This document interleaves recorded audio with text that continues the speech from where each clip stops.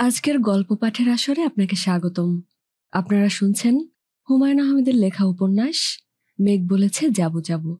আজকে উপন্যাসটির তৃতীয় পর্ব। আশরাফুজ্জামান সাহেব দরজা খুলে হতভম্ব হয়ে গেলেন। পুলিশ দাঁড়িয়ে আছে। ওয়াকিটকি হাতে অল্প বয়সী এক পুলিশ অফিসার, হাসি হাসি মুখ, যেন ঈদের দাওয়াত খেতে এসেছে। পুলিশের মুখের হাসিতে আশরাফুজ্জামান সাহেব বিভ্রান্ত হলেন না। শুকনো গলায় বললেন, কাকে চাই? আপনি কি রকিবউদ্দিনের বাবা? জি। স্যার কেমন আছেন? ভালো আছি। একটু কথা ছিল আপনার সঙ্গে। বলুন। বাইরে দাঁড়িয়ে তো কথা হয় না, ঘরে গিয়ে বসি। আশরাফুজ্জামান দ্রুত চিন্তা করলেন, ঘরের ভেতর পুলিশ ঢোকানো ঠিক হবে না। একবার পথ চিনে ফেললে এরা বারবার আসবে, লোকজন নানান সন্দেহ করবে। আশরাফুজ্জামান সাহেব বললেন, আমি তো এখন বেরোচ্ছি, আমার একজন আত্মীয় অসুস্থ, অক্সিজেন দেয়া হচ্ছে। উনি কোথায় আছেন? হোলি ফ্যামিলি হাসপাতালে। আমার ভাই হয়, চাচাতো ভাই। আমি কি পরে আসব? কখন বাসায় থাকি ঠিক নাই তো। রোগীর অবস্থা ভালো না, সারাদিন হাসপাতালে থাকতে হতে পারে। বুকে কনজেশন হয়েছে, ক্রিটিক্যাল অবস্থা। তাহলে বরং একটা কাজ করুন, রোগী দেখে আপনি থানায় চলে আসুন, রমনা থানা। আমার নাম বললেই হবে। আমার নাম আব্দুল খালেক, সাব ইন্সপেক্টর। জি আচ্ছা। আপনার ছেলের ব্যাপারে দু একটা কথা জিজ্ঞেস করব। চিন্তিত হবার মতো কিছু না। আমি চিন্তিত না। তাহলে স্যার যাই। আসসালামু আলাইকুম। ওয়ালাইকুম সালাম। আশরাফুজ্জামান সাহেব পুলিশ অফিসারের সঙ্গেই বের হয়ে এলেন। মোড়ের দোকান থেকে সিগারেট কিনলেন। সিগারেট তার জন্য পুরোপুরি নিষিদ্ধ। নিষিদ্ধ হলেও তিনি সমানে খেয়ে যাচ্ছেন। সিগারেট খাওয়ার জন্যই তাকে দীর্ঘ সময় বাসার বাইরে থাকতে হয়। সিগারেট হাতে তিনি ইস্কান্দরের চায়ের দোকানে ঢুকলেন। তার ডায়াবেটিস আছে, চিনি দিয়ে চা খাওয়া সম্পূর্ণ নিষিদ্ধ। ইস্কান্দরের চায়ের দোকানে তিনি এই নিষিদ্ধ কর্মটিও করেন। 2 চামচের জায়গায় 3 চামচ চিনি দিয়ে চা খান। ইস্কান্দর বলল, চাচা মিয়া কেমন আছেন? তিনি হাসি মুখে বললেন, ভালো আছি। দেখি চা দাও, দই আছে? আছে। মিষ্টি না টক? মিষ্টি। দাও, একটু দই খাই। এক কাজ করো, দইয়ের সঙ্গে একটা কালো জাম দাও। তিনি খুব আরাম করে দই এবং কালো জাম খেলেন, চা সিগারেট খেলেন। পুলিশের দুশ্চিন্তা তার মাথা থেকে চলে গেল। তার এখন শেষ সময়। শেষ সময়ে দুশ্চিন্তা করে লাভ কি? তিনি কোনো অন্যায় করেননি। পুলিশ তাকে নিয়ে জেলে ঢোকাতে পারবে না। যে কটা দিন আছেন সুখে শান্তিতে পার করে দিতে পারলেই হলো। রকিব কি ঝামেলা পাকিয়েছে কে জানে। ঝামেলা যদি পাকিয়েই থাকে তার ভাইয়েরা বুঝবে। তিনি কে? তিনি কেউ না। আশরাফুজ্জামান সাহেব আরেক কাপ চা দিতে বললেন। প্রথম চাটা সিগারেট ছাড়া খেয়েছেন, দ্বিতীয় কাপ সিগারেট দিয়ে খাওয়া। ইস্কান্দরের হোটেলে দুপুরে তেহারি রান্না হয়। আজ তেহারি খেতে ইচ্ছা করছে। গরম হাঁড়ি নামলেই খেয়ে ফেলতে হবে। দেরি করলে নিচে তেল জমে যায়। তেল খাওয়াটা ঠিক না। ইস্কান্দার। জি। আজ তোমার এখানে তেহারি খাবো। জি আচ্ছা। মুখের রুচি নষ্ট হয়ে গেছে, ভালো মন্দ খেতে ইচ্ছা করে। তোমার তেহারিটা ভালো হয়, বাবুর্চি ভালো। নাম কি বাবুর্চির? ইস্কান্দর জবাব দিল না। সে জেনে গেছে বুড়োদের সব কথার জবাব দিতে হয় না, একটা পর্যায়ে কথা বলা বন্ধ করে দিতে হয়। ইস্কান্দর। জি। দেশের রাজনীতির হালচাল কি? জানি না। মিলিটারি ছাড়া আমাদের গতি নাই ইস্কান্দর। লেফট রাইট না করালে দেশটার কিছু হবে না। দেখি তোমার পিচ্ছিটারে ডাকো তো, একটা খবরের কাগজ আনাবো। বাসায় খবরের কাগজ আছে, তারপরেও আলাদা করে কাগজ পড়ার অন্যরকম মজা। বাসার কাগজ পড়ায় সেই মজা নেই। আশরাফুজ্জামান সাহেব মাঝে মাঝে নিজের টাকায় কাগজ কেনেন। পড়া হয়ে গেলে সেই কাগজ যত্ন করে জমা করে রাখেন। অনেকগুলো কাগজ জমেছে। বিক্রি করে কিছু টাকা পাওয়া যাবে। খবরের কাগজ কত দরে বিক্রি হয় কে জানে। ইস্কান্দর। জি। পুরনো খবরের কাগজের দর কত জানো? কি দরে বিক্রি হয়? জানি না। দেখি আরেক কাপ চা দিতে বলো, দুধ বেশি করে দিবে। খবরের কাগজ শেষ করতে তার 1 ঘন্টার মতো লাগলো। টাকা পুরোপুরি উসুল করলেন, কোনো কিছুই বাদ দিলেন না। এরশাদ সাহেবের একটা কবিতা ছাপা হয়েছে, নদী পাখি আকাশ বিষয়ক। সেই কবিতা তিনি পড়ে ফেললেন। নদী, পাখি এবং আকাশ নামক বস্তুগুলোর প্রতি তার মমতা দেখে তিনি মুগ্ধ হলেন কিনা বোঝা গেল না। আশরাফুজ্জামান সাহেব পত্রিকা ভাঁজ করে বগলে নিয়ে নিলেন। তেহারি রান্না হতে এখনো দেরি আছে। আজ ছুটির দিন, বাসায় লোকজন নেই। বৌমা তার ভাইয়ের বাসায়। খালি বাসায় চুপচাপ বসে থাকার অর্থ হয় না। বড় মেয়ের বাসা থেকে কি একবার ঘুরে আসবেন? তার স্ত্রী বর্তমানে বড় মেয়ের বাসায় আছেন। স্ত্রীর সঙ্গেও দেখা হলো। স্ত্রীর সঙ্গে দেখা হওয়াটা অবশ্য অত জরুরি না। বড় মেয়ের কাছে গেলে একটা লাভ অবশ্য হয়। বড় মেয়ে মাঝে মধ্যেই তাকে কিছু টাকা পয়সা দেয়, বেশি না, সামান্যই। কখনো 100 টাকার 2টা নোট, কখনো 50 টাকার 3টা নোট। তার স্বামী যখন আশেপাশে থাকে না, তখন চট করে নোট কটা পাঞ্জাবির পকেটে ঢুকিয়ে দিয়ে বলে, বাবা রেখে দিন। চাচা আসসালাম আলাইকুম। আশরাফুজ্জামান সাহেব চমকে তাকালেন। লম্বা একটা ছেলে দাঁড়িয়ে আছে, মুখ ভর্তি হাসি। এমন আনন্দিত মুখের কোনো ছেলেকে তিনি ইদানিংকালে দেখেছেন বলে মনে পড়ে না। চাচা আমাকে চিনতে পারেননি তাই না? না, চিনতে পারিনি। আমি লিটন। ও আচ্ছা, লিটন, ভালো, খুব ভালো। আমি হাসানের বন্ধু, স্কুলে পড়েছি ওর সঙ্গে। ভালো ভালো, খুব ভালো। হাসানের খোঁজে বাসায় গিয়েছিলাম, দেখি বাসায় কেউ নেই। হাসান কোথায় গেছে জানি না, বৌমা গেছে তার ভাইয়ের বাসায়। হঠাৎ করে আমার বিয়ে ঠিক হয়ে গেছে চাচা। আজ সন্ধ্যাবেলায় বিয়ে। অনুষ্ঠান টনুষ্ঠান কিছু না, কাজী ডেকে বিয়ে। হাসানকে খবরটা দিতে এসেছিলাম। আমি বলে দেব। চাচা আমার নাম মনে থাকবে তো? লিটন। লিটন বললেই হবে। আমি বলবো। আশরাফুজ্জামান হাঁটছেন, তার সঙ্গে সঙ্গে লিটনও হাঁটছে। ভালো যন্ত্রণা হলো দেখি। আমি পরশুদিন সকালে মালয়েশিয়া চলে যাচ্ছি। আদম ব্যাপারীকে ধরে ব্যবস্থা হয়েছে। দেশে কিছু হচ্ছিল না, খুব কষ্টে ছিলাম চাচা। এখন মনে হয় আল্লাহ মুখ তুলে চেয়েছেন। ভালো, খুব ভালো।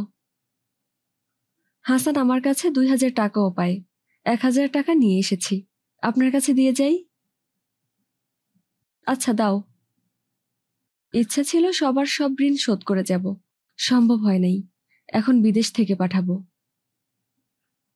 ভালো, খুব ভালো। ঋণ রাখতে নেই। মালয়েশিয়ায় গুছিয়ে বসে ইনশাল্লাহ হাসানকেও নিয়ে যাবার ব্যবস্থা করব। আশরাফুজ্জামান লিটনের টাকাটা রাখলেন। তার হেঁটে হেঁটে যাওয়ার ইচ্ছে ছিল, এখন রিকশা নিয়ে ফেললেন। পকেটে টাকা আছে, রিকশায় ঘোরাফেরা করা যায়। চাচা। বলো বাবা। কাল সকালে চলে যাচ্ছি তো, তাই তাড়াহুড়া করে বিয়ে। আগেভাগে কাউকে কিছু বলতে পারিনি। হাসানকে আপনি অবশ্যই পাঠিয়ে দিবেন। অবশ্যই পাঠাবো। আমার জন্য একটু দোয়া করবেন চাচা। অবশ্যই দোয়া করব। লিটন পা ছুঁয়ে সালাম করল। আশরাফুজ্জামান সাহেব চোখ বন্ধ করে খানিকক্ষণ বিড়বিড় করলেন। রিকশা চলছে। তিনি হুড় ধরে আনন্দিত ভঙ্গিতে বসে আছেন। লিটনের টাকাটা পেয়ে ভালো লাগছে। হাত একেবারে খালি হয়ে গিয়েছিল। কিছু টাকা চলে এলো। টাকার কথা, লিটনের বিয়ের কথা হাসানকে বলার তিনি কোনো কারণ দেখছেন না। তিনি বুড়ো মানুষ, এইসব কথা ভুলে যাওয়াই স্বাভাবিক। রিকশাওয়ালা বললেন, কই যাইবেন চাচা মিয়া? চলো রমনা থানায় চলো। রমনা থানার ঝামেলাটা চুকিয়ে আসা ভালো। তিনি রিকশার হুড ফেলে দিলেন। গায়ে রোদ লাগুক। রোদে ভিটামিন সি না ডি কি যেন আছে, বৃদ্ধ বয়সে শরীরে সব রকম ভাইটামিন দরকার। ABCDEFGHIJ। রমনা থানার যার সঙ্গে কথা বলবেন তার নাম হচ্ছে আব্দুল খালেক। হাসানের বন্ধুর নাম লিটন। বয়স হলেও স্মৃতিশক্তি এখনো ভালো আছে। মাথায় রোদ লাগছে। তিনি রিকশার হুড তুললেন না। বগলে রাখা খবরের কাগজটা মাথার উপর ধরলেন। আব্দুল খালেকের সঙ্গে কথা বলে বড় মেয়ের বাসায় যাবেন। আজ দিনটা শুভ। বড় মেয়েও হয়তো নতুন 500 টাকার একটা নোট পকেটে ঢুকিয়ে দেবে। যখন টাকা আসতে থাকে তখন আসতেই থাকে। এটা হলো টাকার ধর্ম। আব্দুল খালেক হাসি মুখে বললেন, ও আপনি এসেছেন, আপনার রোগী কেমন? আশরাফুজ্জামান চিন্তিত মুখে বললেন, ভালো না, মনে হয় সময় হয়ে গেছে। বয়স কত? বয়স অল্প, 45-46 হবে। চা খাবেন? জি না, বাসায় গিয়ে ভাত খাবো। আমার নিজের শরীরও ভালো না। আপনি কি জিজ্ঞেস করতে চাচ্ছিলেন জিজ্ঞেস করুন। আপনার ছোট ছেলের নাম রকিব? জি। ও কি করে না করে তা কি আপনি জানেন? পড়াশোনা করে, ইউনিভার্সিটিতে পড়ছে। পড়াশোনা ছাড়া আর কি করে জানেন? জি না। আপনার সঙ্গে যোগাযোগ কেমন? যোগাযোগ নেই। ছেলে মেয়ে কারো সঙ্গেই আমার যোগাযোগ নেই। বাপ বুড়ো হলে যা হয়। সিগারেট খাবেন? দেন একটা খাই। আব্দুল খালেক সিগারেটের প্যাকেট বের করে এগিয়ে দিলেন। লাইটার দিয়ে সিগারেট ধরিয়ে দিলেন। তারপর নিজের চেয়ার আরো কাছে টেনে এনে গলা নিচু করে বললেন, আপনার এই ছেলে ভালো ঝামেলায় জড়িয়ে পড়েছে। চকবাজারের একজন রাবারের ব্যবসায়ীকে সে এবং তার কয়েকজন বন্ধু মিলে ধরে নিয়ে গেছে। 3 লাখ টাকা দিলে ছেড়ে দেবে, এই হলো ঘটনা। তারা ওই ভদ্রলোককে প্রথম একদিন রেখেছে শহীদুল্লাহ হলে, এখন অন্য কোথায় যেন ট্রান্সফার করেছে। আমরা খুঁজে বের করার চেষ্টা করছি। আশরাফুজ্জামান সাহেব তাকিয়ে রইলেন, কিছু বললেন না। তিনি খুব যে বিস্মিত হয়েছেন তাকে দেখে তাও মনে হলো না। ব্যবসায়ী ভদ্রলোককে তারা যদি মেরে টেরে ফেলে তাহলে অবস্থা খারাপ হবে। এই কথাটা আপনার ছেলেকে জানানো দরকার। যদি সে বাসায় আসে, বাসার কারো সঙ্গে যোগাযোগ হয়, তাকে ব্যাপারটা বলবেন। জি বলবো। আমার যা বলার বলেছি, এখন আপনি চলে যেতে পারেন। জি আচ্ছা।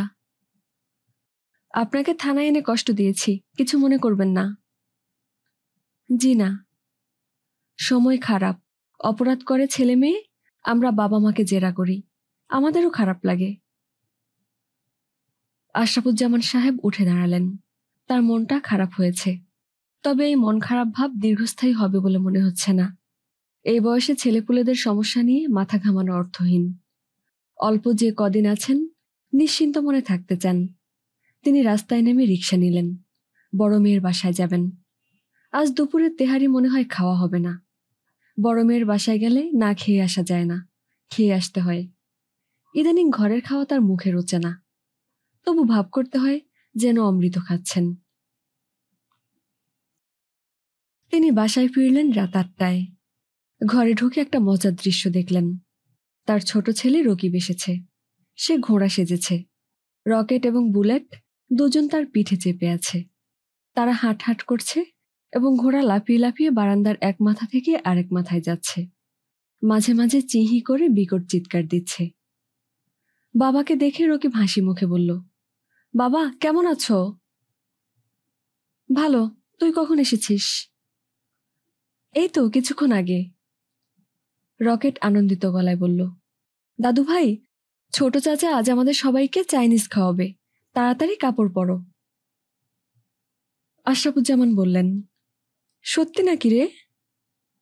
রকিব বলল, হ্যাঁ সত্যি, তোমার জন্যই দেরি করছি, কাপড় পরে নাও। চাইনিজ খাওয়াবি, টাকা পেলি কোথায়? খেলাধুলার জন্য একটা স্কলারশিপ পেয়েছি। ভালো, খুব ভালো। আশরাফুজ্জামান খুশি মনে কাপড় বদলাতে গেলেন। অনেকদিন চাইনিজ খাওয়া হয় না। থাই স্যুপ তার খুব পছন্দের জিনিস। বৃদ্ধ বয়সে স্যুপ জাতীয় খাবারই ভালো, সহজপাচ্য, খেতেও সুস্বাদু। সবাই চাইনিজ খেতে গেল। শুধু যে এবারের সবাই তা না, রকিব তার বড় বোনকেও বলে এসেছিল। সেও চলে এলো।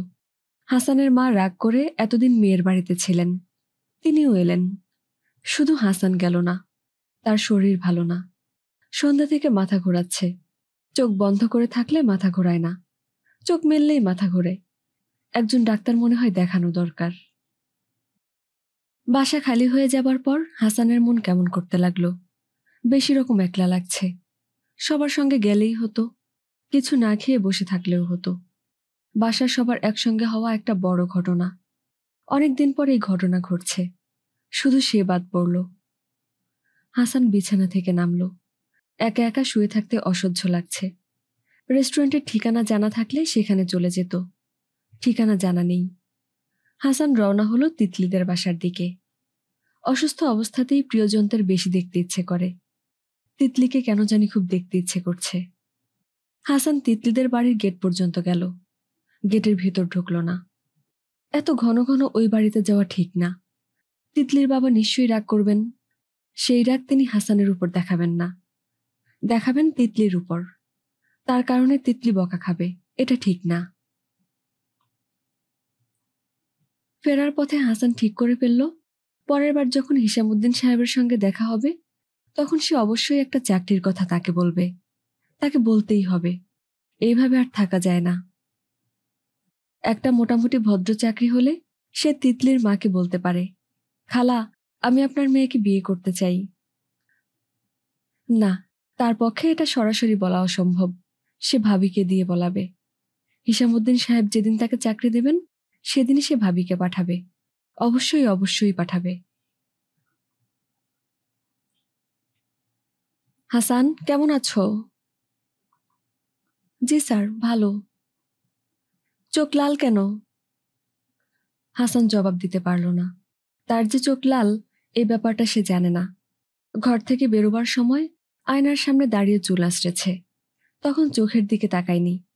আয়নায় নিজেকে খুঁটিয়ে দেখার অভ্যাস তার নেই। হিসামউদ্দিন সাহেব বললেন, রাতে ঘুম হয়নি? জি স্যার, হয়েছে। তোমার কি অনিদ্রা রোগ আছে? জি না। তুমি তাহলে মানুষ হিসেবে খুব আধুনিক নও। অনিদ্রা হচ্ছে আধুনিক মানুষের রোগ। হাসান চুপ করে রইল। হিসামউদ্দিন সাহেবের সঙ্গে সমান তালে গল্প করার মতো অবস্থা তার না। হিসামউদ্দিন সাহেব প্রশ্ন করলে সে জবাব দেবে, যতদূর সম্ভব কম কথায় জবাব দেবে। তবে আজ সে তার চাকরির কথাটা বলবে, যেভাবেই হোক বলবে। বিয়ে করনি তো? জি না। বিয়ের কথা ভাবছো না? হাসান জবাব দিল না। একবার ভাবলো এখনই সময়, এখনই বলা দরকার। স্যার, চাকরি বাকরি নেই, বিয়ে করলে স্ত্রীকে খাওয়াবো কি? এই কথায় দ্রবীভূত হয়ে হিসামউদ্দিন সাহেব তার বিশাল কোম্পানিতে কোনো একটা ব্যবস্থা করে দিতে পারেন। তবে বাস্তব আশার পথ ধরে চলে না। বাস্তব চলে নিরাশার এবড়ো থেবড়ো পথে। তার কথায় হিসামউদ্দিন সাহেব দ্রবীভূত হবেন এটা মনে করার কোনো কারণ নেই। এ জাতীয় মানুষকে অন্যরা দ্রবীভূত করতে পারে না। তবে চাকরির কথাটা আজ বলতেই হবে, এখন না হলেও কিছুক্ষণ পরে বলবে। হাসান। জি স্যার। তোমার কি পছন্দের কেউ আছে যাকে বিয়ে করতে চাও? হাসান লজ্জিত গলায় বলল, আছে স্যার। তার নাম কি? তিতলি। হাসান খুবই অবাক হচ্ছে। হিসামউদ্দিন সাহেব এ জাতীয় হালকা প্রশ্ন কেন করছেন সে বুঝতে পারছে না। তার পছন্দের কেউ আছে কিনা তা দিয়ে হিসামউদ্দিন সাহেবের কিছু যায় আসে না। তিতলি নামের অর্থ কি? প্রজাপতি। প্রজাপতি তো সুন্দর নাম। হিসামউদ্দিন সাহেব দেয়ালে ঠেস দিয়ে চোখ বন্ধ করে বললেন, এসো শুরু করি। হাসান অপেক্ষা করছে। হিসামউদ্দিন সাহেব কিছুই বলছেন না। মানুষটা কি ঘুমিয়ে পড়েছে? ভাবভঙ্গি ঘুমিয়ে পড়ার মতোই। এসো শুরু করি বলে দেয়ালে ঠেস দিয়ে কেউ ঘুমিয়ে পড়ে না। হিসামউদ্দিন সাহেবের মতো মানুষ তো বটেই। হাসান বুঝতে পারছে না, খুক খুক করে কেশে কিসের দৃষ্টি আকর্ষণ করবে। সেটা ঠিক হবে না। অনেক উপরের লেভেলের মানুষের দৃষ্টি আকর্ষণের জন্যে কাশি কোনো পদ্ধতি হতে পারে না। হাত উঠানো যায়। হাত উঠালে লাভ হবে না। হিসামুদ্দিন সাহেব চোখ বন্ধ করে আছেন, কিছু দেখবেন না। হাসান। জি স্যার। কি বলবো গুছিয়ে নেবার চেষ্টা করছিলাম। তুমি যদি জীবনের গল্প শুরু করো তখন দেখবে গোছানো খুব কঠিন। সিস্টেমেটিক্যালি সব মনেও আসে না। তুচ্ছ ঘটনা আগে মনে পড়ে, অনেক বড় বড় ঘটনা মনেই পড়ে না। ধারাবাহিকতা থাকে না। ধারাবাহিকভাবে মানুষ তার সমস্ত ঘটনা পানিতে ডুবে মরার সময় দেখতে পায়, এরকম একটা কথা প্রচলিত আছে। তাও কিন্তু ঠিক না। আমি পানিতে ডুবে মরতে বসেছিলাম। আমি কিছুই দেখিনি। চোখের সামনে শুধু হলুদ আর লাল আলো দেখেছি। তুমি কি কখনো পানিতে ডুবেছ? জি না স্যার। সাঁতার জানো? জি না। আমার পানিতে ডোবার ঘটনাটা বলবো না বাবার জেল থেকে ফিরে আসার গল্পটা আগে বলবো, বুঝতে পারছি না। আপনার বাবার ফিরে আসার গল্পটা বলুন। বাবার নাম কি তোমাকে বলেছি? জি না। ওনার নাম আজহারউদ্দিন খাঁ। আমরা খাঁ বংশ, খুবই উচ্চ বংশ। যাই হোক, আমাদের উচ্চবংশীয় বাবা 2 মাসের জেল খেটে হাসি মুখে একদিন বাসায় ফিরলেন। তার হাতে 4টা কদবেল, জেলখানা গাছের কদবেল। জেলার সাহেবকে বলে টলে কিভাবে জানি নিয়ে এসেছেন। মানুষকে মুগ্ধ এবং খুশি করার আর্ট বাবা খুব ভালো জানতেন। যে কোনো মানুষের সঙ্গে বাবা যদি কিছুক্ষণ কথা বলেন তার ধারণা হবে বাবা অসাধারণ একজন মানুষ। বাবা বাসায় ফিরলেন, নিজের হাতে কদবেলের ভর্তা বানালেন। কদবেলের ভর্তা কখনো খেয়েছো হাসান? জি না স্যার। ঠিক মতো বানাতে পারলে অতি উপাদেয় একটা জিনিস। চিনি দিয়ে টক কমাতে হয়, কাঁচামরিচ দিয়ে ঝাল ভাব আনতে হয়, লবণও দিতে হয়। চিনি এবং লবণের অনুপাতের উপর স্বাদ নির্ভর করে। বাবা ছিলেন কদবেল ভর্তার বিশেষজ্ঞ। আমরা বিপুল আনন্দে কদবেলের ভর্তা খেলাম। বাবা হাসি হাসি মুখে জেলখানার গল্প করতে লাগলেন। রোমাঞ্চকর সব গল্প। গল্প শুনলে যে কেউ বাকি জীবনটা জেলখানায় কাটিয়ে দিতে চাইবে। বাবা তার জেল জীবনের স্মৃতির উপসংহার টানলেন এই বলে যে প্রতিটি মানুষের জীবনে জেলের অভিজ্ঞতার দরকার আছে। জেল একটা বিরাট ট্রেনিং সেন্টার। অনেক কিছু সেখানে শেখার আছে। বাবার গল্প শুনে আমি ঠিক করে ফেললাম জীবনের একটা অংশ যে করেই হোক আমাকে জেলে কাটাতে হবে। হিসামুদ্দিন সাহেব চুপ করলেন। হাসান মনে মনে কয়েকবার আওড়ালো, আজহারউদ্দিন নামটা যেন মনে থাকে। হিসামুদ্দিন সাহেবের স্বভাব হলো কোনো নাম তিনি বারবার বলেন না, একবার বা দুবার বলেন। আজহারউদ্দিন নামটা তিনি আরো বলবেন এটা মনে হয় না। হাসান। জি স্যার। গল্প বলার সময় তোমার মনে যদি কোনো প্রশ্ন আসে, তুমি যদি কিছু জানতে চাও জিজ্ঞেস করো, চুপ করে থেকো না। প্রশ্ন করলে আমার মনে হবে তুমি আগ্রহ করে শুনছ। স্যার, আমি খুব আগ্রহ করেই শুনছি। কেন? হাসান জবাব দিতে পারল না। হিসামুদ্দিন বললেন, আমি যেসব গল্প বলছি তা খুবই সাধারণ গল্প, কিন্তু তুমি আগ্রহ করে শুনছ কারণ যিনি গল্প বলছেন তিনি অসম্ভব বিত্তবান একজন মানুষ। তিনি যুদ্ধে জয়ী হয়েছেন। পরাজিত মানুষের গল্প আমাদের শুনতে ভালো লাগে না। বিজয়ী মানুষের গল্প আমরা আগ্রহ নিয়ে শুনি। চেঙ্গিস খাঁর গল্প আমরা পড়ি কারণ তিনি জয়ী। যেসব রাজাদের তিনি পরাজিত করেছেন, যারা ধ্বংস হয়ে গেছে, তাদের গল্প আমরা পড়ি না। ঠিক বলছি হাসান? জি স্যার। বাবার গল্পে চলে যাই। বাবা জেল থেকে ফেরার পর আমরা খুব কষ্টে পড়লাম। আসল কষ্ট, ভাতের কষ্ট। তিনি যে কদিন জেলে ছিলেন সেই কদিন ভাতের কষ্ট আমাদের ছিল না। দুবেলা ভাত খেতে পেরেছি। আমাদের বড় বোন পুষ্প ব্যবস্থা করেছেন। কি করে করেছেন আমরা জানি না, কিন্তু করেছেন। বাবা ফেরার পর দায়িত্ব তার হাতে চলে গেলে তিনি অকুল সমুদ্রে পড়লেন। জেলখাটা দাগি লোক, কাজেই কোথাও চাকরি জোটাতে পারছেন না। সারাদিন চাকরির সন্ধানে ঘোরেন। রাত 8টা-9টার দিকে বাসায় ফেরেন, খাবার নিয়ে ফেরেন। আমরা রাতে একবেলা খাই, তবে পেট ভরে খাই।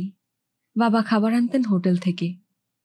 তুমি জানো কিনা জানি না, ভালো চালু হোটেলে উৎকৃষ্ট খাবার প্রচুর জমে যায়। হোটেল মালিকরা সেই সব খাবার ফেলে না, একত্রে জমা করে রাখে, গরিব দুঃখীদেরকে দিয়ে দেয়। বাবা একটা হোটেলের সঙ্গে ব্যবস্থা করেছিলেন। রাত 8টার দিকে প্যাকেট ভর্তি খাবার নিয়ে আসতেন। সবকিছু একসঙ্গে মেশানো বলে অদ্ভুত স্বাদ। মাছ, গোশত, ভাজি, বিরিয়ানি, খিচুড়ি, সবকিছুর অদ্ভুত মিশ্রণ। স্যার, খেতে কেমন? প্রচণ্ড ক্ষুধা নিয়ে যা খাওয়া যায় তাই অমৃতের মতো লাগে। তবে ওই খাবারটা ভালো ছিল। আমরা সবাই খুব আগ্রহ করে খেতাম। শুধু আমার মেজ বোন খেতেন না। আমার মেজ বোন ছিলেন বিদ্রোহী টাইপের। তিনি বিদ্রোহ করে ফেললেন। কঠিন গলায় বললেন, মানুষের এঁটো খাবার আমি খাবো না, মরে গেলেও না। বাবা তাকে নানা যুক্তি দিয়ে বোঝানোর চেষ্টা করলেন। সবকিছু এঁটো হয়, কিন্তু খাবার কখনো এঁটো হয় না। মেজ বোন বাবার যুক্তির ধার দিয়েও গেলেন না। তিনি চোখ মুখ শক্ত করে বললেন, আমি এঁটো খাবার খাই না। তার জন্য চিড়ের ব্যবস্থা হয়েছিল। সে শুকনো চিড়া চিবিয়ে পানি খেত। আমার মেজ বোন খুব রূপবতী ছিলেন। আমরা সবাই দেখতে মোটামুটি ভালোই ছিলাম। মেজ বোন ছিলেন সে ভালোর মধ্যেও ভালো। খুব হাসি খুশি ছিলেন। অদ্ভুত অদ্ভুত কথা বলে আশেপাশের মানুষদেরকে চমকে দিতে ভালোবাসতেন। যেমন তার একটা কথা ছিল, একটা পোকা আছে আমার খুব প্রিয়, আমি সেই পোকা কি যে পছন্দ করি, পোকাটার নাম চিংড়ি মাছ। আপনার সেই বোনের নাম কি স্যার? হিসামউদ্দিন ছোট্ট নিঃশ্বাস ফেলে বললেন, তার নাম আমি তোমাকে বলবো না, ওই নামটা অজানাই থাকুক। হাসান, আজ আর কথা বলবো না, কেমন যেন মাথা ধরে গেছে। আগামী সপ্তাহে আবার দেখা হবে। জি আচ্ছা স্যার। তোমাকে টাকা পয়সা ঠিক মতো দিচ্ছে তো? জি স্যার। আচ্ছা, ঠিক আছে। হাসান তার কথা বলতে পারল না। হিসামউদ্দিন সাহেব যেখানে তার গল্প থামিয়েছেন সেখানে হুট করে চাকরি চাওয়া যায় না। হিসামউদ্দিন উঠে দাঁড়ালেন। তার কেমন জানি অস্বস্তি লাগছে, বুকে ব্যথা বোধ হচ্ছে। লক্ষণগুলো পরিচিত, আবার ঠিক পরিচিতও নয়।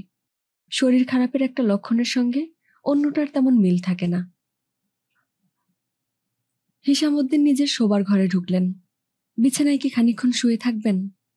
তার প্রয়োজন আছে বলে মনে হচ্ছে না। বুকের ব্যথাটা কমে গেছে, তবে মাথার যন্ত্রণাটা বাড়ছে।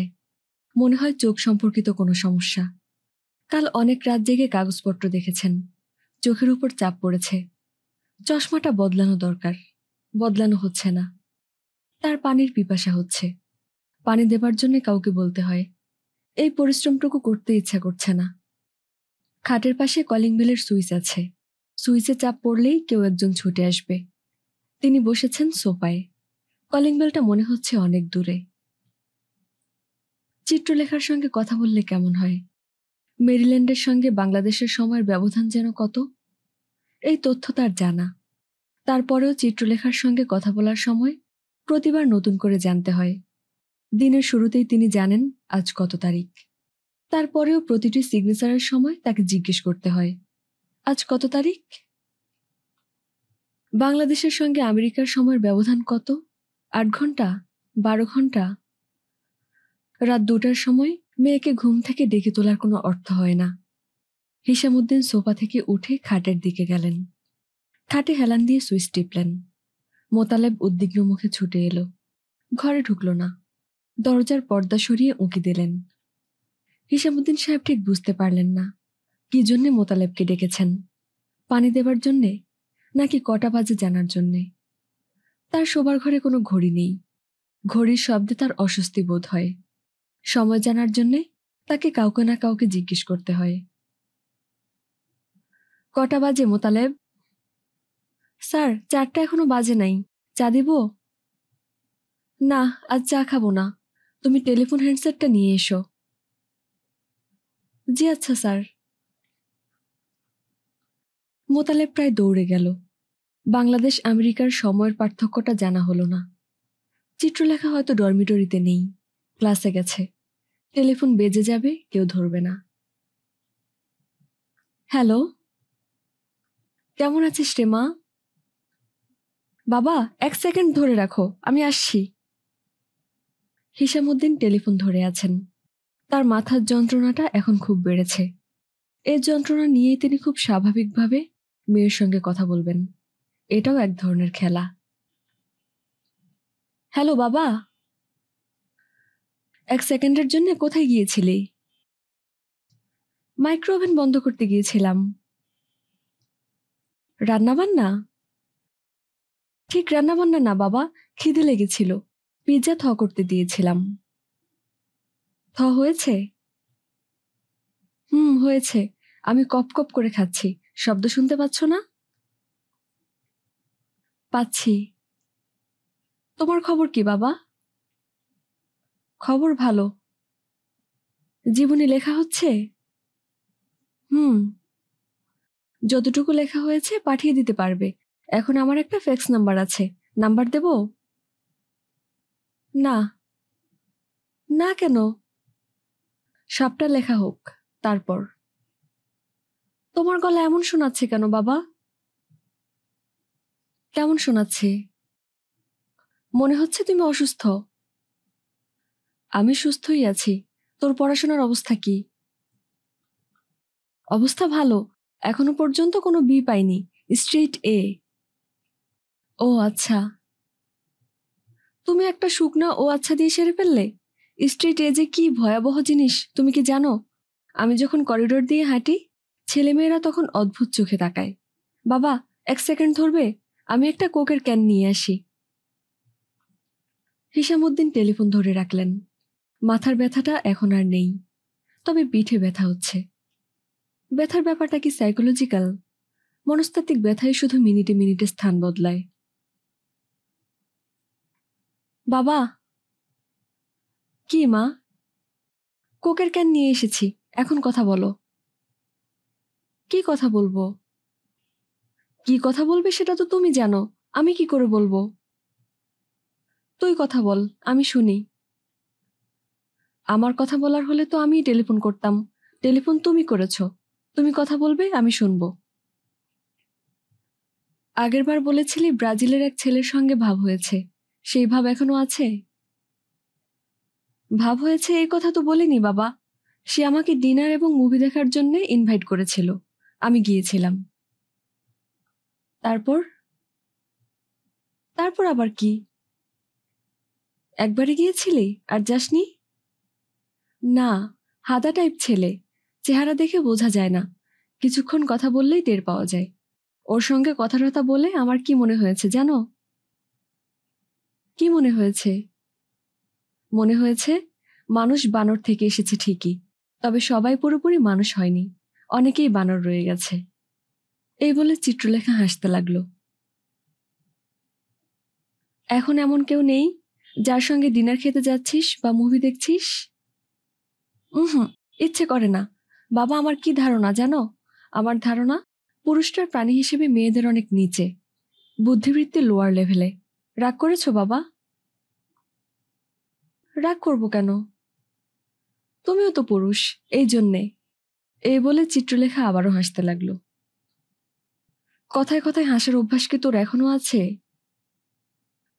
এটা তো বাবা কোনো খারাপ অভ্যাস না যে ছেড়ে দিতে হবে। তা না। তুমি যে বলেছো আমার জন্য ভালো একটা ছেলে খুঁজে বের করবে, যাকে আমি বিয়ে করব, খুঁজে পেয়েছো? এখনো পাইনি। খুঁজছো নাকি খোঁজা বন্ধ করে দিয়েছো? খুঁজছি। বাবা, আমার পয়েন্টগুলো মনে আছে তো? ছেলেটির কি কি গুণ থাকতে হবে মনে আছে? আছে। বলো তো শুনি।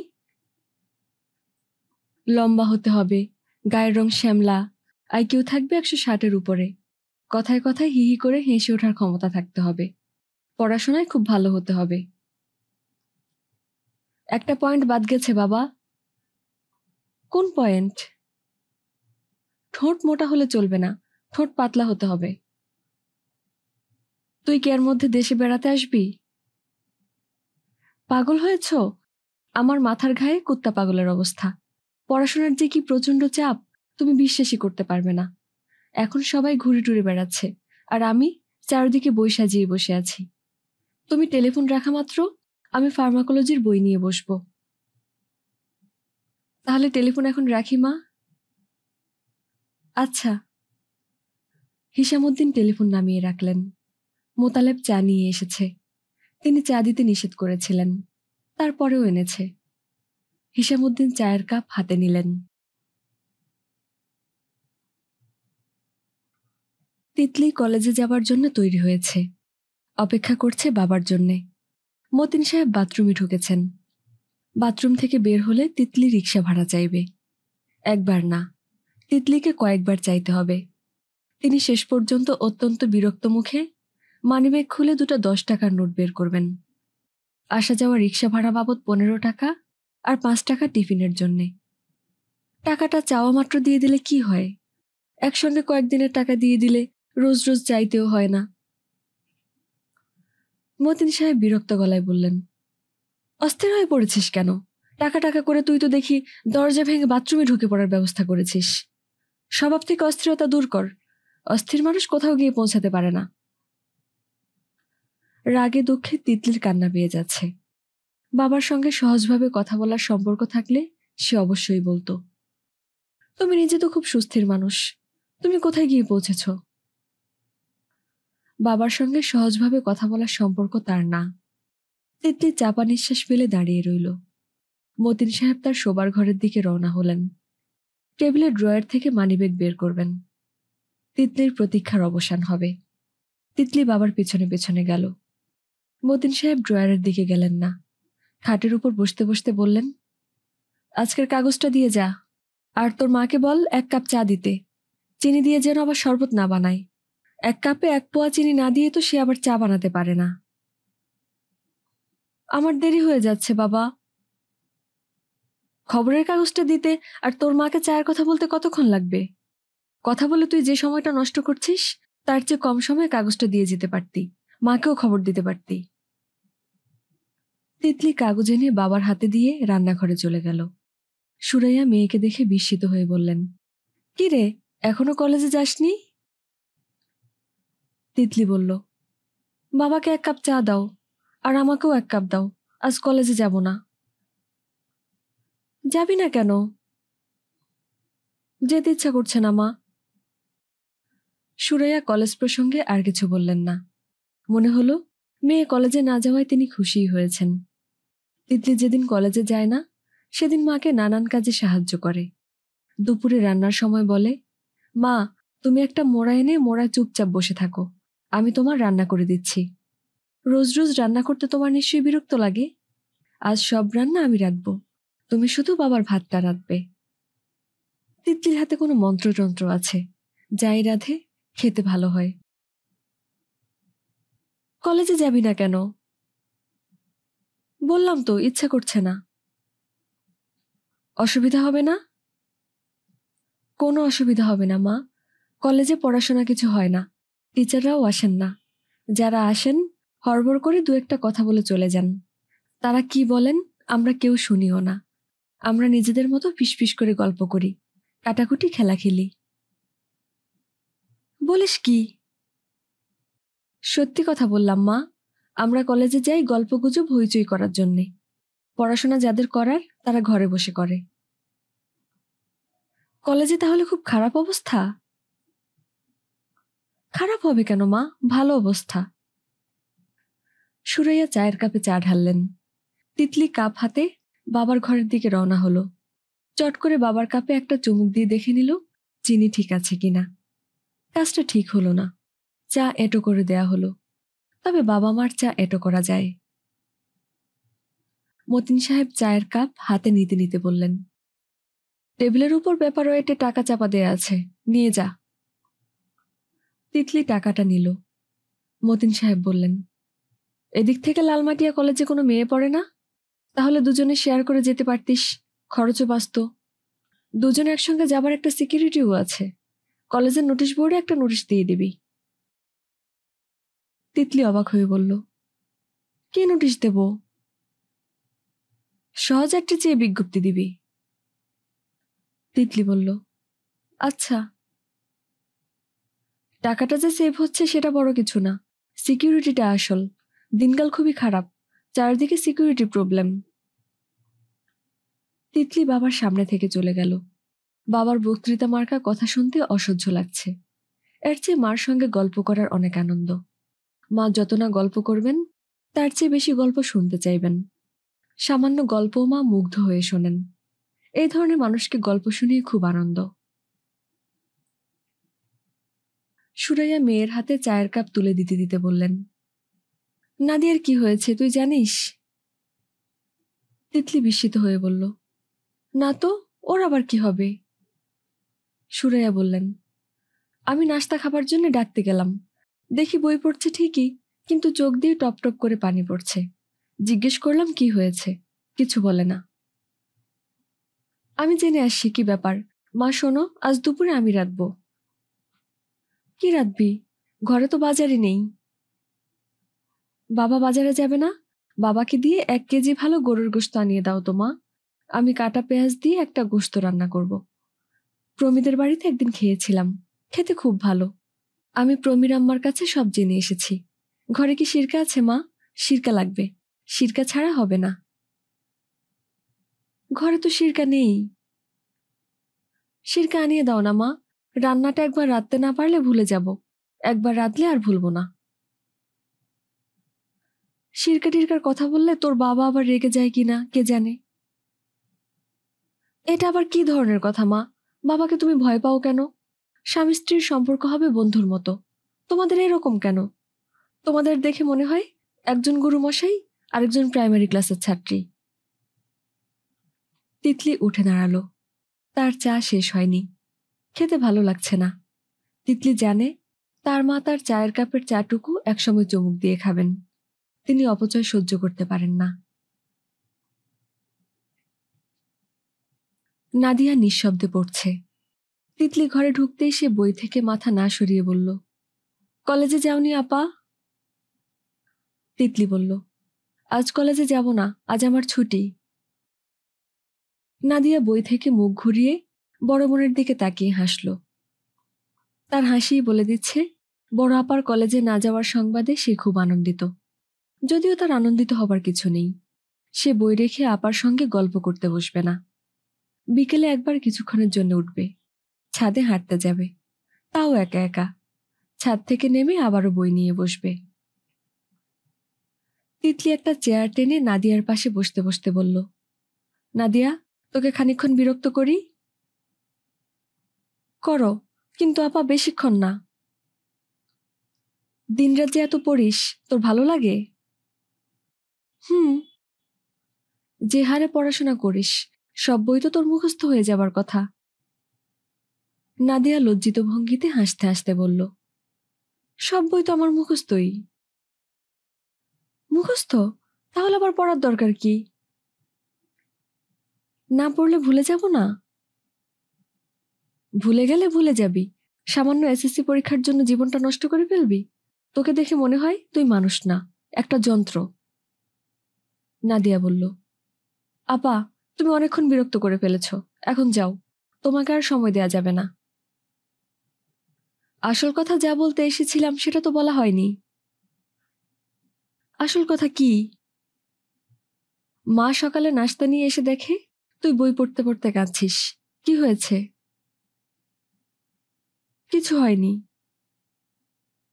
আমাকে বলতে কোনো অসুবিধা আছে? না, খুবই তুচ্ছ ব্যাপার আপা, এই জন্য বলতে ইচ্ছে করছে না। কাউকে কিছু বলবি না, আবার পিচ পিচ করে কাঁদবি, এটা কেমন কথা? আর কাঁদবো না। আমরা 3 বোনের কেউ কাঁদলে মা মনে খুব কষ্ট পায়। কি জন্যে কাঁদছিস, এজন্যই মাকে সেটা জানানো দরকার। মাকে কিছু জানাতে হবে না আপা, তোমাকে বলছি, তুমি শুনে রাখো। ফুফুর বাসায় যে গিয়েছিলাম, সেখানে জামান ভাইয়া আমাকে একটা চিঠি দিয়েছে। কুৎসিত একটা চিঠি। কেউ যে কাউকে এমন কুৎসিত চিঠি দিতে পারে, আমি তাই জানতাম না। কি লেখা চিঠিতে? কি লেখা আমি তোমাকে বলতে পারবো না। চিঠিটা কি ফেলে দিয়েছিস? না, ফেলিনি, রেখে দিয়েছি। কিন্তু তোমাকে চিঠিটা আমি কোনোদিন দেখাবো না, দেখতে চেয়েও না। চিঠিটা পড়লে তোমার শরীর অসুচি হয়ে যাবে। আপা, এখন তুমি যাও। তিতলি উঠে দাঁড়াতে দাঁড়াতে বলল, চিঠিতে কি ভালোবাসার কথা লেখা? নাদিয়া চাপা গলায় বলল, ভালোবাসার কথা লেখা থাকলে আমি রাগ করব কেন? ভালোবাসাটা আসা না আপা, অতি কুৎসিত কিছু কথা। আপা শোনো, মাকে কিছু বলার দরকার নেই। ফুফুকে কি ঘটনাটা বলবো? না, ফুফু উল্টা আমার উপর রাগ করবে। কোনো মার কাছেই নিজের ছেলের দোষ ধরা পড়ে না। তাছাড়া এইসব ঘটনায় সবার আগে দোষী ভাবা হয় মেয়েটাকে। ফুফু কি বলবে জানো? ফুফু বলবে, বাংলাদেশে তো মেয়ের অভাব ছিল না, এতে মেয়ে থাকতে যেমন তোকে কেন এই চিঠি লিখলো? এই রহস্যটার মানে কি? তুই নিশ্চয়ই এমন কিছু করেছিস যে তোকে এ ধরনের চিঠি লেখার সাহস পেয়েছে। তিতলি বলল, ফুপু এরকম বলবে ঠিকই, তুই তো বেশ গুছিয়ে চিন্তা করা শিখে গেছিস। আমি মোটেও গুছিয়ে চিন্তা করি না আপা, যা মনে আসে বলে ফেলি। পড়তে পড়তে সময় পাই না, এত চিন্তা করব কিভাবে? নাদিয়া হাসল, এত সুন্দর করে হাসল যে তিতলির তৎক্ষণাৎ ইচ্ছা করল বোনকে জড়িয়ে ধরে কিছুক্ষণ বসে থাকতে। সেটা করতে গেলে নাদিয়া বিরক্ত হবে। আচ্ছা, নাদিয়া কি জানে যত দিন যাচ্ছে সে তত সুন্দর হচ্ছে? না, তা সে জানে না। আয়নায় সে মনে হয় নিজেকে দেখেও না। তার সমস্ত জগৎ পাঠ্য বইয়ে সীমাবদ্ধ। তিতলির ধারণা, সে যদি প্রেমে পড়ে তাহলে কোনো মানুষের প্রেমে পড়বে না, কোনো একটা পাঠ্য বইয়ের প্রেমে পড়বে। তিতলি উঠে পড়ল। মতিন সাহেব গোশত বা সিরকা কোনোটাই আনেননি। গোশত প্রসঙ্গে তিনি বলেছেন, গোশত শরীরের জন্য অত্যন্ত ক্ষতিকর। সবচেয়ে খারাপ ধরনের প্রোটিন হলো অ্যানিমেল প্রোটিন। সপ্তাহে একদিনের বেশি গোশত খাওয়া ঠিক না। এই সপ্তাহে এর মধ্যে 2 দিন হয়ে গেছে, আর না। সিরকার প্রসঙ্গে বলেছেন, সিরকাটা কোন কাজে লাগে? বাড়িটা তো কাবাব হাউস না যে সিরকা লাগবে, সয়া সস লাগবে। সুরাইয়া স্বামীর সঙ্গে যুক্তিতর্কে যাননি, চুপ করে গেছেন। তার মন একটু খারাপ হয়েছে। মেয়েটা শখ করে একটা জিনিস চেয়েছে। মতিন সাহেব তার স্ত্রীর সঙ্গে রাগারাগিও করেছেন। তিত্তির কলেজ বাদ দেয়া প্রসঙ্গে রাগারাগি।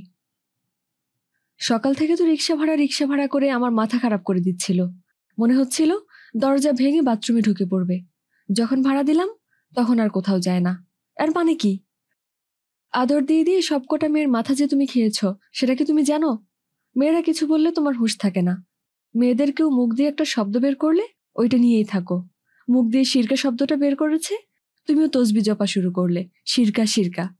আদর এবং প্রশ্রয় কম দেবে, এর ফল আখেরে শুভ হবে।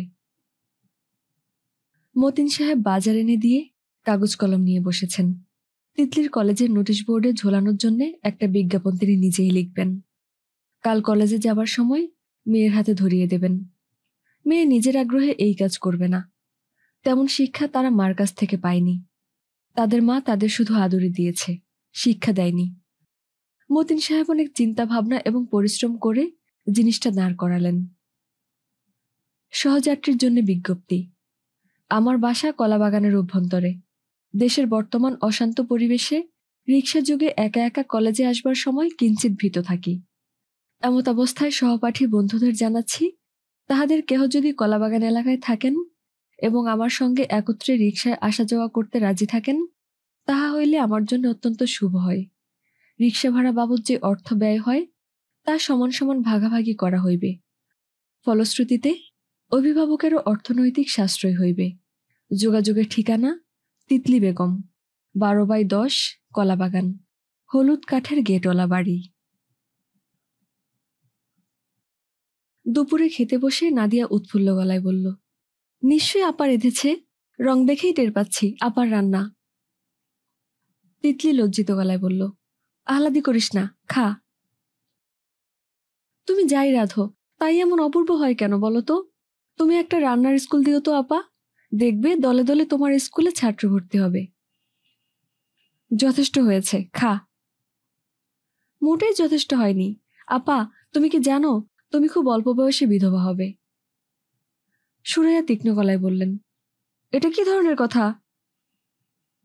নাদিয়া বলল, আপা ভালো ভালো রান্না করবে, সেই রান্না খেয়ে খেয়ে দুলাভাই ফুলে ফেপে একাকার হবে, কোলেস্টেরল হবে, হাই ব্লাড প্রেশার হবে, তারপরেও খাওয়া ছাড়তে পারবে না, তারপর একদিন হার্ট অ্যাটাক। সুরাইয়া বললেন, রসিকতা ভালো, এ ধরনের রসিকতা ভালো না, তওবা কর, বল তওবা। নাদিয়া বলল, তওবা। সুরাইয়া বললেন, তুই কথাবার্তা আরো সাবধানে বলবি, যা ইচ্ছা বলে ফেলিস, আশ্চর্য। তিতলি বলল, বক্তৃতা বন্ধ করো তো মা, বেচারি আরাম করে খাচ্ছে, খাক। সন্ধ্যাবেলা তিতলির ফুপু নাফিসা খানম এলেন। পরনে ধবধবে সাদা শাড়ি, কাঁধে গোলাপি চাদর, ছোটখাটো মহিলা, সরল ধরনের গোলগাল মুখ, কথা বলেন নিচু গলায়, কিন্তু তার নিচু গলার প্রতিটি শব্দের গুরুত্ব অসীম। নাফিসা খানম গাড়ি থেকে নেমেই ভুঁড়ো কুচকালেন। নষ্ট কলিং বেল এখনো বদলানো হয়নি। গত সপ্তাহে তিনি শক খেয়েছিলেন, মতিনকে বলে গেছেন ঠিক করতে, মতিন সেটা করেনি। তিনি ড্রাইভারকে তৎক্ষণাৎ দোকানে পাঠালেন। ড্রাইভার ডিংডং শব্দ হয় এমন একটা কলিং বেল কিনবে, একজন ইলেকট্রিশিয়ানকে সঙ্গে করে নিয়ে আসবে। তিনি থাকতে থাকতেই কলিং বেল ঠিক হবে। নাফিসা খানম কারো বাড়িতেই খালি হাতে যান না। এখানেও 1 কেজি জিলাপি নিয়ে এসেছেন। জিলাপি দোকানের কেনা না, তার নিজের বানানো। এক ময়রার কাছ থেকে তিনি মিষ্টি বানানো শিখেছেন। জিলাপি ভালো হয়েছে, তবে জিলাপির প্যাঁচ ঠিক মতো হয়নি, 2.5 প্যাঁচ হবার কথা। তার কোনোটিতে 3 প্যাঁচ হয়েছে, কোনোটিতে 1 প্যাঁচ। মতিন এসে বড় বোনকে কদমবুসি করলেন। এটা নতুন না, সব সময় করেন। নাফিসা খানম এতে ভক্তিতে বিচলিত হলেন না, শুকনো গলায় বললেন, কিরে, তোকে না বললাম কলিং বেল ঠিক করাতে, ঠিক করাসনি কেন? মতিন আমতা আমতা করে বললেন, বেলকে নিয়েছি, বেল, ইলেকট্রিক তার সব কেনা, মিস্ত্রি পাচ্ছি না। মিস্ত্রি পাবি না কেন? মিস্ত্রি সব দল বেঁধে গেল কই? আমার পরিচিত একজন মিস্ত্রি আছে, ও গেছে দেশের বাড়িতে। পয়সা দিয়ে কাজ করাবি, তার আবার পরিচিত অপরিচিত কি? কাল পরশুর মধ্যে লাগিয়ে ফেলবো আপা। তিতলিকে অজুর পানি দিতে বল, মাগরিবের সময় পার হয়ে যাচ্ছে। জিলাপি নিয়ে এসেছি, খা, গরম গরম খা, ঠান্ডা হলে ভালো লাগবে না। নাফিসা খানম অজু করে নামাজ পড়তে বসলেন। মতিন সাহেব ভাব ছেড়ে বাঁচলেন যে কলিং বেল সমস্যা বেশি দূর করায়নি। সমস্যার এত সহজ সমাধান অবশ্য হলো না। নামাজ শেষ করেই নাফিসা খানম বললেন, মতিন, তুই তোর কলিং বেল আর তারপর কি কিনেছিস আমাকে দেখা। আমি ড্রাইভারকে কিনতে পাঠিয়েছি, যেটা ভালো সেটা লাগাবো, বাকিটা তুলে রাখবো। মতিন মুখ শুকনো করে কলিং বেল খুঁজতে গেলেন। যে জিনিস কেনাই হয়নি সে জিনিস খুঁজে পাওয়া মুশকিল। মতিন সম্ভব অসম্ভব সব জায়গা খুঁজছেন, আর কিছুক্ষণ পরপর বলছেন, আশ্চর্য, পলিথিনের একটা কালো ব্যাগে ছিল, খাটের নিচে রেখেছি, গেল কোথায়? তার স্বগতোক্তি নাফিসা খানম শুনেও না শোনার ভাব করছেন। এত কিছু শোনার সময়ও তার নেই। তিনি এসেছেন জরুরি কাজে, তিতলির বিয়ের ব্যাপারে কথা বলার জন্যে। ওই পার্টি গা এলিয়ে দিয়েছিল, ফাইনাল কথা বলবে বলে ডেট দিয়ে আসেনি। এখন আবার খানিকটা উৎসাহ দেখাচ্ছে। নতুন পরিস্থিতিতে স্ট্র্যাটেজি নিয়ে তিনি আলাপ করতে এসেছেন। আলাপ তিনি করছেন সুরাইয়ার সঙ্গে, তবে তিনি চাচ্ছেন মেয়েরাও ব্যাপারটা শুনুক, মতামত দেবে না, শুধু শুনে যাবে।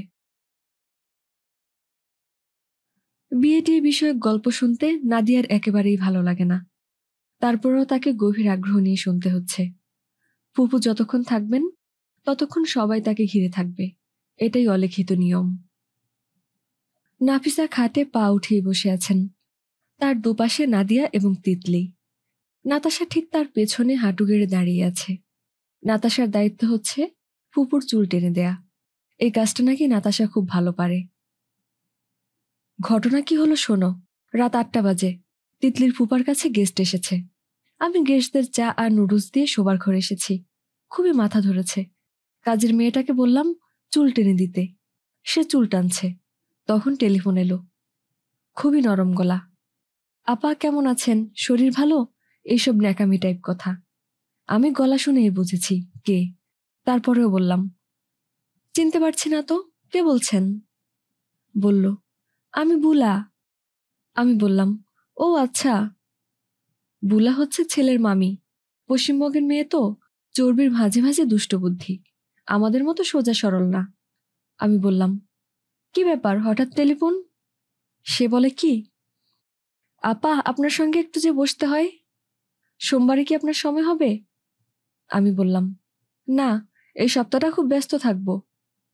কোনো রকম আগ্রহ দেখালাম না। ভাবটা এরকম করলাম যে আমার কোনো গরজ নেই। গরজ দেখালেই এরা মাথায় উঠে যায়। শুরুতে বেশি গরজ দেখানোর জন্যে ওরা ঠান্ডা মেরে গিয়েছিল। যেই গরজ দেখানো বন্ধ, অমনি খোঁজ পড়েছে।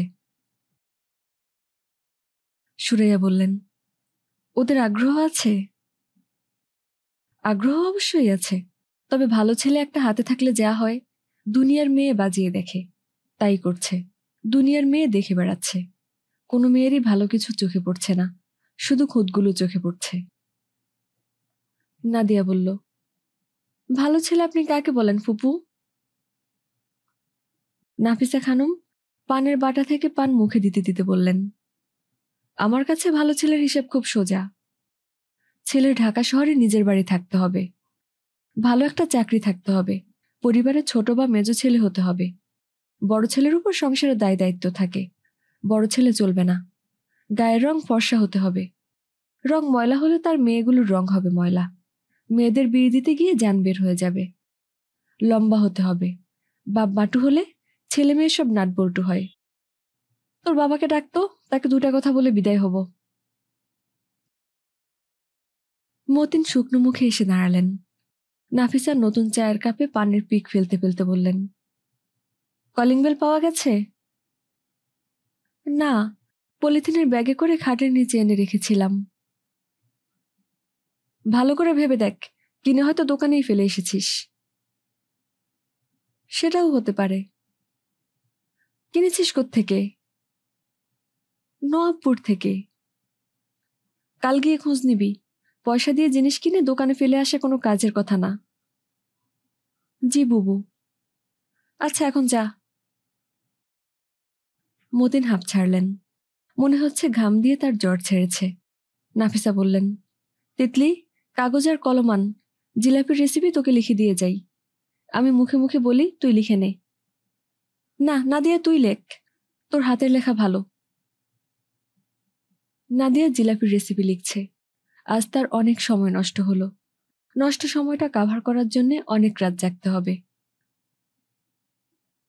সুন্দর করে লিখে রাখ উপকরণ: ময়দা 1 কাপ, চিনি 1 কাপ, গোলাপ জল 1 টেবিল চামচ, সয়াবিন তেল 1 কাপ। ময়দা আধ কাপ পানিতে ভালো করে গুলে 2 দিন ঢেকে রাখতে হবে।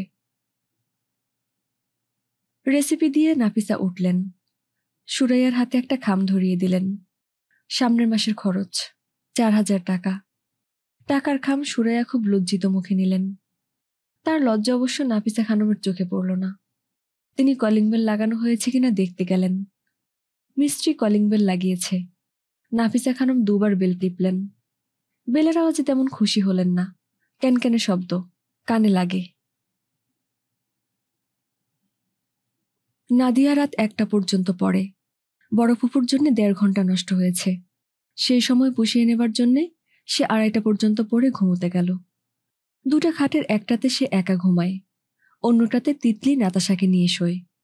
কেউ সঙ্গে শুলে নাদিয়ার ঘুম আসে না। এটা তার ছেলেবেলার অভ্যাস। একমাত্র ব্যতিক্রম বড় আপা। বড় আপা তার সঙ্গে ঘুমোলে কোনো সমস্যা হয় না, বরং ঘুমের আগে কিছুক্ষণ গল্পগুজব করতে পেরে ভালো লাগে। রাত 2:30টার সময় কারো জেগে থাকার কথা না। নাদিয়া ঘুমোতে এসে দেখে তিতলি জেগে আছে।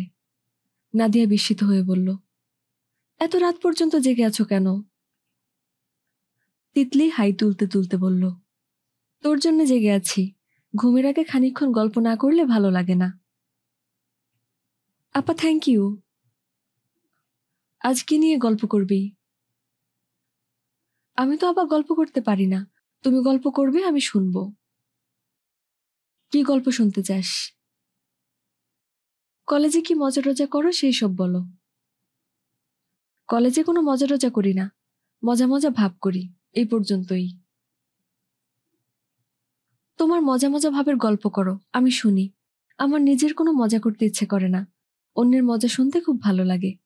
হাসান ভাইয়া হঠাৎ হঠাৎ যখন আসে, তুমি মুখটুক লাল করে তার সঙ্গে গল্প করো। আমার কি যে ভালো লাগে, কিন্তু আপা, আমি কোনোদিনও এরকম করতে পারবো না। একটা ছেলের সঙ্গে আমি গল্প করছি, ভাবতেই পারি না। গল্প করার সমস্যাটা কি? কি গল্প করব? আমি তোমাকে ভালোবাসি এইসব বলবো? ভাবতেই তো গা শিরশির করছে।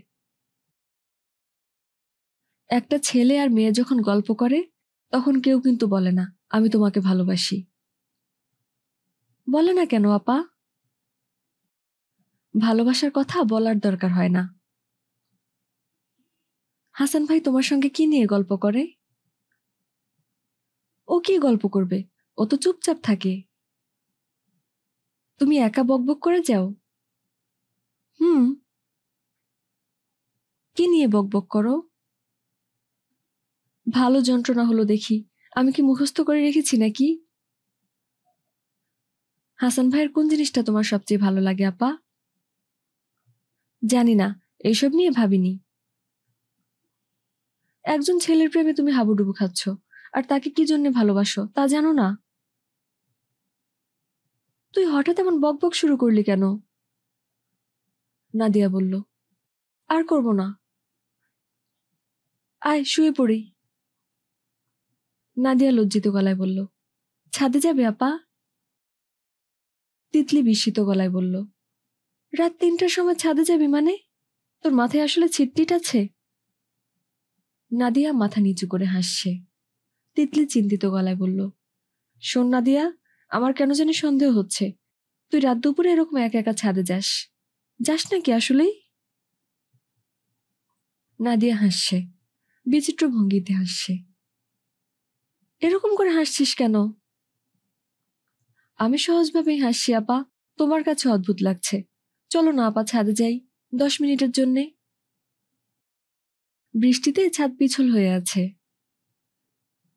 অকারণে অজুহাত তৈরি করবে না তো আপা। তুমি যদি এখন আমার সঙ্গে ছাদে যাও, তাহলে তোমাকে মন খুশি হয়ে যাবার মতো একটা কথা বলবো। তিতলি বোনের সঙ্গে ছাদে গেল। নিশিরাতের ছাদে গা কেমন জানি ছমছম করে। তিতলি বলল। তুই একা একা ছাদে এসে কি করিস? কিছু করি না, আকাশের তারা দেখি। আমাকে কি বলবি বলেছিলি, বলে ফেল। কি সে কথা যা শুনলে আমার মন ভালো হয়ে যাবে? নাদিয়া হাসতে হাসতে বলল। কোনো কথা না আপা, তোমাকে ছাদে আনার জন্য এটা হলো আমার একটা ট্রিক্স। সরি। ট্রিক্স করার দরকার ছিল কি? আমাকে বললেই আমি আসতাম। না, আসতে না। আচ্ছা আপা, আমার একটা কথা খুব জানতে ইচ্ছে করে। তুমি যদি রাগ না করো তাহলে বলি। রাগ করব না, বল। আগে প্রতিজ্ঞা করো যে রাগ করবে না। তোর এইসব প্রতিজ্ঞা প্রতিজ্ঞা ছেলে মানুষই আমার ভালো লাগে না। বললাম তো রাগ করব না। কথাটা কি? নাদিয়া মুখ নিচু করে প্রায় ফিসফিস করে বলল। তুমি কি কখনো হাসান ভাইকে চুমু খেয়েছো আপা? তিতলি স্তম্ভিত হয়ে গেল। নাদিয়ার মতো মেয়ে যে এরকম অশালীন একটা কথা বলতে পারে, তা তার কল্পনাতেও আসেনি। হতভম্ব ভাব সামলিয়ে তিতলি বলল। তুই এসব কি বলছিস? পড়াশোনা করতে করতে তোর কি মাথাটা খারাপ হয়ে গেছে? সরি আপা। আমি খুব রাগ করেছি, অসম্ভব রাগ করেছি। তুমি কিন্তু বলেছিলে রাগ করবে না। আমি তো বুঝতে পারিনি তুই এ ধরনের কথা বলতে পারিস। আর কোনোদিন বলবো না আপা। তুমি কি খুব বেশি রাগ করেছো? হ্যাঁ। তুমি কিন্তু আমার প্রশ্নটার জবাব দাওনি। তারপরেও তুই জবাব চাচ্ছিস? হ্যাঁ, আমার খুব জানতে ইচ্ছে করে। আমি তো কল্পনাও করতে পারি না আপা, একটা মেয়ে কি করে একটা ছেলেকে চুমু খাবে। তিতলির ইচ্ছে করছে বোনের গালে ঠাস করে একটা চড় বসিয়ে দিতে। সে অনেক কষ্টে নিজেকে সামলে কঠিন গলায় বলল। চল নিচে যাই। আপা, তোমার মনটা তো খুব বেশি খারাপ হয়েছে। এখন তোমার মন ভালো করে দিচ্ছি। তোমাকে আমি বলেছিলাম না যে তোমার মন খুশি হবার মতো একটা কথা বলবো? এটা কোনো ট্রিক্স না, সত্যি। কথাটা হচ্ছে, কাল তুমি যখন নিউ মার্কেটে গিয়েছিলে, তখন হাসান ভাই এসেছিলেন। কখন? সকালে? হুম। কাল দিন গেল, আজকের দিন গেল, তুই বলিসনি কেন? তোমাকে চমকে দেবার জন্য জমা করে রেখেছিলাম। হাসান ভাই যখন এলেন তখন বাবা বাসায় ছিলেন না, কাজেই আমি ওনাকে যত্ন করে বসালাম। অনেক গল্প করলাম। কি গল্প করলি? উনি তো গল্প করতে পারেন না, আমি একাই গল্প করলাম। তুই গল্প করতে পারিস নাকি? মাঝে মাঝে আমি খুব মজা করে গল্প করতে পারি, হাসির কথা বলতে পারি। আমি মানুষের গলার স্বরও নকল করতে পারি। সে কি? আমি তোমার গলার স্বর নকল করে হাসান ভাইকে শুনিয়ে দিলাম। উনি খুব হেসেছেন। তোর যে এমন গোপন প্রতিভা আছে তা তো জানতাম না। হাসান ভাই তোমার জন্য একটা চিঠি আমার কাছে দিয়ে গেছেন। এই নাও চিঠি, খামে বন্ধ চিঠি। এই চিঠি দিতেও তার কি সংকোচ! আমি শেষ পর্যন্ত বললাম, হাসান ভাই, ভয় নেই, আমি চিঠি পড়ব না। আমার উপর রাগ কি তোমার একটু কমেছে আপা? মনে হচ্ছে কমেছে। চলো নিচে যাই। তোমার নিশ্চয়ই চিঠি পড়ার জন্য প্রাণ ছটফট করছে। তিতলি নিজের ঘরে এসে চিঠি খুলল। একটু দূর থেকে খুব আগ্রহ নিয়ে নাদিয়া বোনের দিকে তাকিয়ে আছে। 2 পাতার চিঠি, পুরো পাতা জুড়ে গুণ চিহ্ন আঁকা। তিতলি লজ্জা পেয়ে হাসল। এই গুণ চিহ্নের মানে শুধু তারা দুজনই জানে। নাদিয়া বলল, এত লম্বা চিঠি এত তাড়াতাড়ি পড়া শেষ হয়ে গেল? হুম। এখন কি করব? বাতি নিভিয়ে দেব? শুয়ে পড়বে? হুম। বাতি নিভিয়ে নাদিয়া বোনের সঙ্গে ঘুমোতে এলো। বোনের বুকে খানিকক্ষণ মাথা ঘষে আদুরে গলায় বলল, আপা, গুণ চিহ্নের মানে কি? চুমু। বলেই নাদিয়া খিলখিল করে হাসল। হাসি থামলে চাপা গলায় বলল, সরি আপা, তোমার চিঠি আমি পড়েছি, লোভ সামলাতে পারিনি। তুমি যদি এখন শাস্তি হিসেবে ধাক্কা দিয়ে আমাকে খাট থেকে ফেলে দিতে চাও, ফেলে দিতে পারো, আমি কিচ্ছু মনে করব না। তিতলি বোনকে জড়িয়ে ধরে কাছে টানল। গল্প পাঠের সাথে থাকার জন্য ধন্যবাদ। আজকে ছিল মেঘ বলেছে যাব যাব উপন্যাসের 3য় পর্ব। আর পরবর্তী পর্বগুলো শোনার জন্য সাবস্ক্রাইব করে আমাদের পাশে থাকুন। ধন্যবাদ।